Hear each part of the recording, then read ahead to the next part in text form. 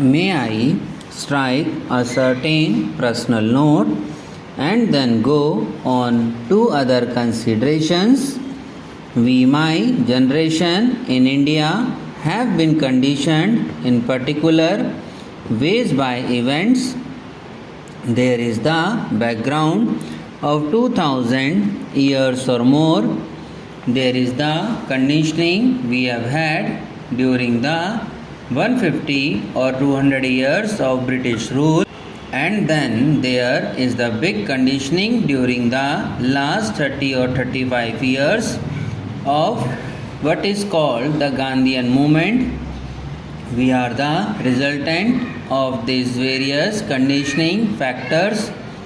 If you want to understand us, you have to understand these conditioning factors. That is so about me and my government in India. That applies to the world at large also.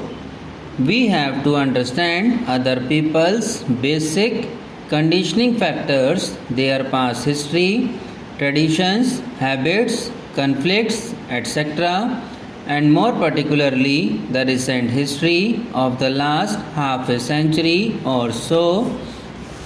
Countries like India and China have millennia of history. It is not an easy matter for me, whatever new knowledge I may gather, to get out of the 2000 years of Indian history. So also with other countries. Yet in order to understand another country, it is no good looking at it through the spectacles of our own country.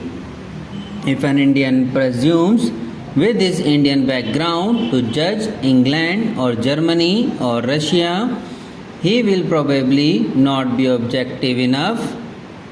Now the China, living our past history, it has been conditioned for more than 40 years ever since the end of the Manchu dynasty by continuous trouble. That was China's experience. Take the background of the present rulers of China. It is a background of struggle for the last 25 years. I remember, and some of you may also recall, the long march in China. Quite apart from its merits, that long march was a terrific feat. It meant being hunted, being harassed, with many people collapsing and some surviving.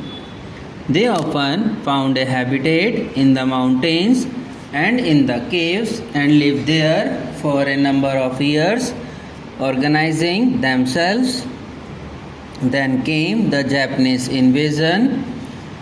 They fought the Japanese invasion that turned into a world war later. Imagine what a powerful determining influence these factors must have had on the people who took part in a march of 8,000 miles, and whatever the system of government, which is a great relief after 2 generations of disorder. The second is their feeling of nationalism. They feel that their great country, which has been kicked and tossed about for generations, had become unified and strong and can stand up on its own feet and look to any other country in the face. Look at it from the Chinese point of view.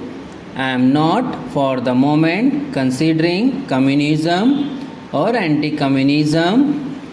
I tell you, a Chinese living in Singapore, Laos or elsewhere, even if he is completely anti-communist, is still proud of China's condition today. He has his nationalist pride that his state, his country is strong and unified. This is the background of China today. Of course, it did not require my going to China to know all this. But if you keep it in mind, you will understand something of what is happening in China. You and I know very well that in China today they have got a certain political structure and a certain economic structure. The rulers of China are communist. There is no doubt about that. They have evolved a political and economic system which is partly based on their Marxist ideas and partly adapted to conditions in China. We all know that it is not full-blooded communism. It has adapted to their conditions. So now if you ask me, is there freedom of the press there? With all respect, I shall say that question is rather unnecessary.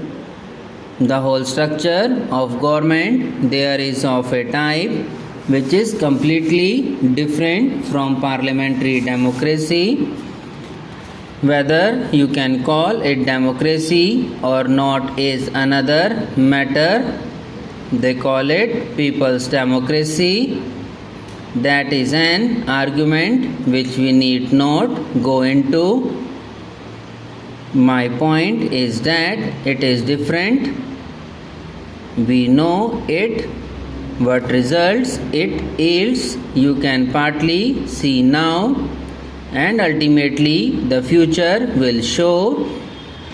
It is the future that will show whether the results achieved by the methods they pursue will be worthwhile or not, or have been worth the price paid for them. Each people, and especially these big chunks of humanity like India and China with long records, as soon as they find freedom to function according to their wishes, are influenced by various external forces, industrial revolution, technological advancement, political ideas, and so on. But if we are worth our salt, we have to stand on our own feet and function in accordance with our own thinking and conditioning of minds.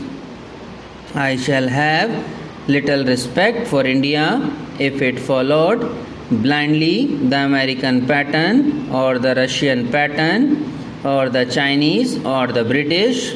Then it would not be India but a pale imitation of somebody else. Subscribe now and press the bell icon. Never miss an update.